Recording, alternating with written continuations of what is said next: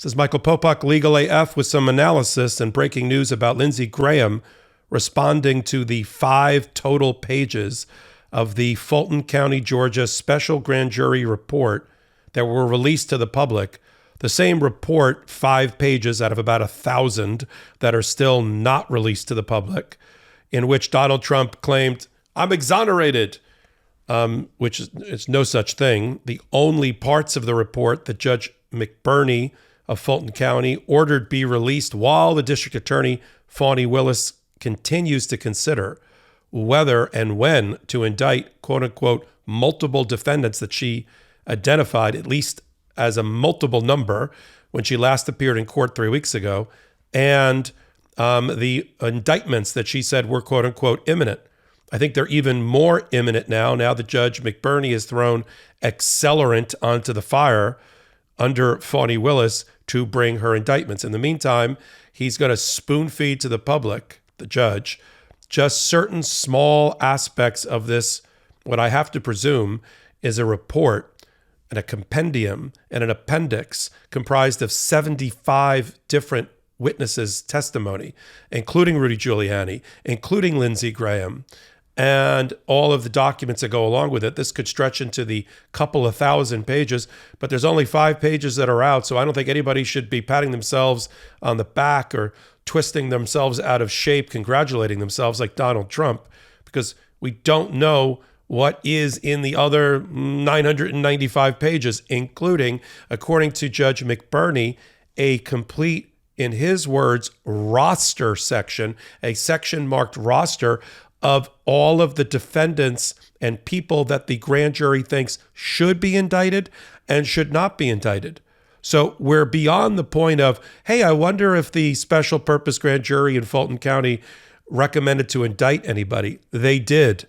It's so large of a list, it's on a roster. And they also carefully pick through, as special grand juries are supposed to do, the other people that were put in front of them. And then I presume there are a small handful of people that they did not recommend indictments concerning. But anybody that is a target of this investigation, you hear me, Donald Trump, Rudy Giuliani, Mark Meadows, potentially Lindsey Graham, don't rest easy, because Judge McBurney issued 5 whole pages, none of which have any real substance to them except for one comment. The jury voted unanimously to find that there was no voter fraud in Georgia. That doesn't exonerate Donald Trump. He's not being investigated for whether there was voter fraud, that he committed fraud in the election. He's being investigated as to whether he committed the crime of election interference, whether based on the lie of voter fraud that he perpetrated, that he swore to, he's guilty of state law crimes in Georgia related to that. Lindsey Graham, too.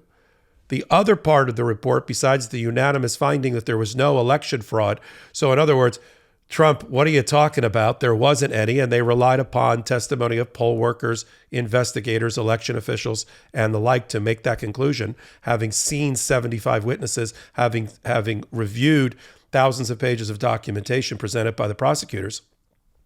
That's what the special prosecutors concluded.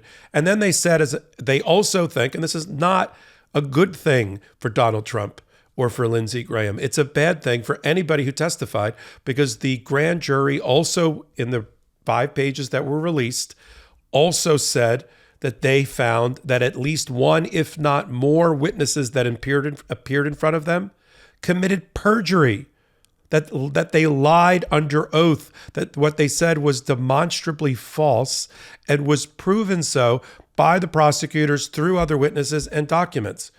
So, the crown should not be laying very, securely on Donald Trump's head, because, we've got lying witnesses, probably people that were close to him, that the grand jury, with the benefit of the testimony of other people and other documents, found to have lied to the grand jury, committing another crime, because that is a crime in itself, lying to a grand jury. Now, Donald Trump takeaway from that was, yes, I'm not going to be convicted of perjury to the special purpose grand jury because I never testified. Okay, that'll be the only crime. that you won't be charged with in Georgia if this goes according to plan. And I'll end this hot take with the 8 or 9 or 10 state law crimes that Donald Trump likely could be indicted under. But let's get back to Lindsey Graham. Lindsey Graham went on the Sunday morning shows, in this case, Martha Raditz's show, and he said, yeah, as I've always said, there's no election fraud. Great finding by the grand jury. And I'm comfortable with my testimony, so I'm not a perjurer. So I don't think that happened. And I had the right as a legislature member, as a senator, to investigate into the election. And I made that phone call about mail-in ballots. I think there's still some trouble about mail-in ballots. And Senator Graham, I want to, if we could quickly here, talk about the Georgia grand jury. The grand jury in Georgia investigating allegations that former President Trump tried to overturn the 2020 election. The grand jury released this statement. We find by a unanimous vote that no widespread fraud took place in the Georgia 2020 presidential election that could result in overturning that election. You appeared before that grand jury in November and were asked about a call that Georgia's Secretary of State said you made to him after the 2020 election. First, do you accept the grand jury conclusion? And do you have any regrets about calling the Secretary of State? And any concerns about perjury? No concerns about my testimony. The grand jury analysis that there was no widespread fraud in Georgia, I agree with that. I think the voting by mail had problems, but I found no evidence of widespread fraud. And I had to decide as a senator whether or not to validate the Georgia election. I thought it made sense to call up the Georgia Secretary of State, and I did, asked hard questions. But at the end of the day, I voted to certify the election results in Georgia for the 2020 election. Really? Because the special purpose grand jury, after 7 months of work, found there was no trouble with mail-in ballots, and you're still holding on to that story, okay? And, he's suggesting that this somehow exonerates him. I got news for you. Literally, the jury is still out. I would not start throwing a parade for yourself and act like you're covered in glory while we await the other 1,000 pages or more of the grand jury report, including the roster of who they want to see indicted and who they don't. I don't know which column Lindsey Graham is on yet, and he doesn't either. Now, he testified for 2 hours after kicking and screaming to avoid testifying at all. Remember, he tried to throw up the speech and debate immunity, which is an immunity that's given to people in the Senate and the House and their staff that are doing some sort of legislative function, right? They're making law, they're doing in reports and investigations related to their role as the only person in America that can make legislation at the federal level. But that's not what he was doing when a South Carolina senator picks up the phone on behalf of his best friend and crony Donald Trump and calls into Georgia and asks Raffensperger, the Secretary of State there, hey, can't we throw out some mail-in ballots and close that almost 12,000 vote lead that Joe Biden has in winning Georgia? That's not legislative. That's not speech and debate on the House floor, the Senate floor. It's the opposite. And that's what a Northern District of federal judge said. That's what the 11th Circuit Court of Appeals said. And that's what the U.S. Supreme Court said in rejecting Lindsey Graham's attempts to avoid testifying at all. Now, he testified for 2 hours. It's secret. All these grand jury testimonies are secret. We don't know what he said, but he better go light a candle at his local church to make sure that the jury didn't conclude that he committed perjury. We don't know yet. Now, that report, I know everybody's itchy about this report, itchy finger about this report, with their finger over their computers and cell phones, waiting for when the judge releases the whole report. And the judge is going to. He's spoon-feeding it for now to give Fani Willis, the DA, time to conclude her investigation and go into a regular grand jury where she has to go next to get her indictments, because this special purpose grand jury is investigative only and doesn't serve an indictment role. That she's got to do in a regular grand jury. But for those that are worried about the delay and the velocity at which this is running, that process is much faster. It doesn't take 7 months because she's already got her, 1,000, 2,000 page volumes of the report, including transcripts of all of the witnesses. She can take that in. Under Georgia law, she's allowed to bring that in, even though it's technically hearsay. It's not firsthand. It's hearsay. She can bring that in a Georgia grand jury, regular grand jury, and she can present the evidence from the special grand jury in that way. She'll bring in a live witness or two just to keep the jury interested. But, if she'll walk out with indictments. The only question is, who's going to get indicted? Is it Giuliani and or Meadows and or Graham and or Donald Trump, who made that phone call into Raffensperger to try to interfere with the election? We don't know that yet.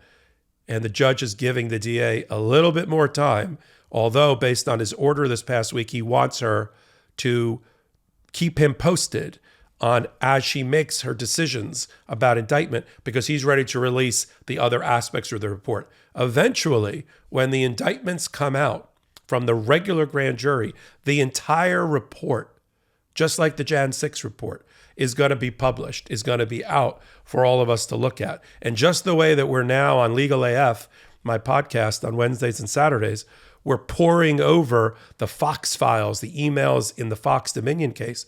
We're going to be pouring over 75 transcripts of witness testimony, including Giuliani, including Meadows, including Lindsey Graham, to get to the bottom of what happened here, and see documents that are referred to within the grand jury. But we have to wait just a bit longer as Fani Willis does her job in exercising her prosecutorial discretion to bring her indictments. Now, let me end this hot take with what crimes could Trump be looking at and the others. There's up to 10 crimes in the state of Georgia that are in play here. Solicitation to commit election fraud. That's probably count number one. Conspiracy to do that. And that wraps in a number of people along with Trump. False statements to election officials. That is a crime in Georgia. False swearing. Not exactly what it sounds like, but in Georgia, if you continue to promote a lie, like I won the election, Biden lost the election, and fraud robbed me of being the president, that's a lie. And if you continue to swear that out, that's false swearing. That's a crime in Georgia. Forgery and conspiracy to commit forgery. What are we talking about? The fake elector certificates that were generated through Trump, through John Eastman, his major advisor, through Peter Navarro, through others, including elected officials. And there's 16 fake electors in Georgia who are all the target of the criminal investigation as well. So we have forgery and conspiracy to commit forgery. We also have what we refer to as this catch-all, really severe, organized crime-based set of laws in all states, federal too, in Georgia called RICO, the Racketeer Influence and Corrupt Organization Act. And Georgia's RICO statute is even broader than the federal version. And who's an expert on Georgia RICO? One Fani Willis, District Attorney, Fulton County. She's brought successfully more RICO prosecutions in Fulton County than like the 3 predecessor prosecutors combined ever did before she took office. And she has on her staff, on her bench, a special RICO prosecutor consultant, a prosecutor who's really skilled at RICO, who she can just knock on the door and talk to.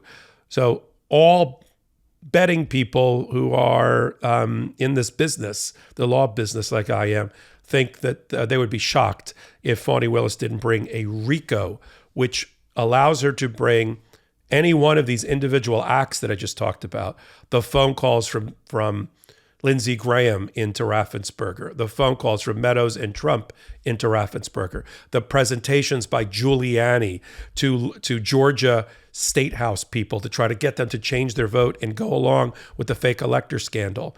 All of those are the overt acts you can tie together with a conspiracy web under RICO, right?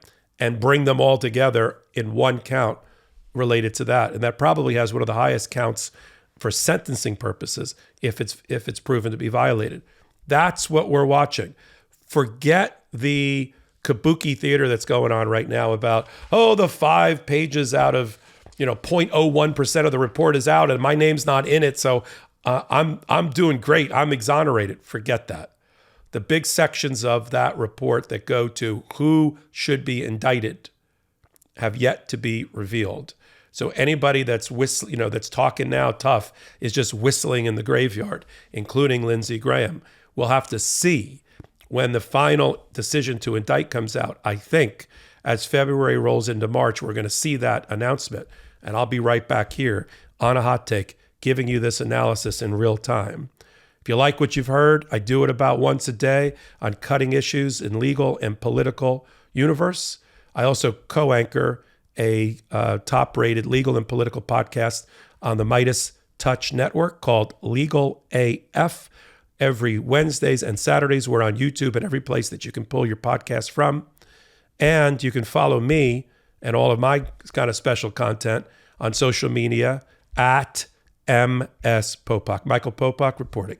Our blue wall stopped the red wave and election deniers got denied election. That's why we're celebrating with the new Democracy Prevails team. We've got lots of work to do, but we should all be proud that when democracy was tested, democracy prevailed. You've earned this. Don't wait. Get yours right now at store.meidastouch.com. That's store.meidastouch.com.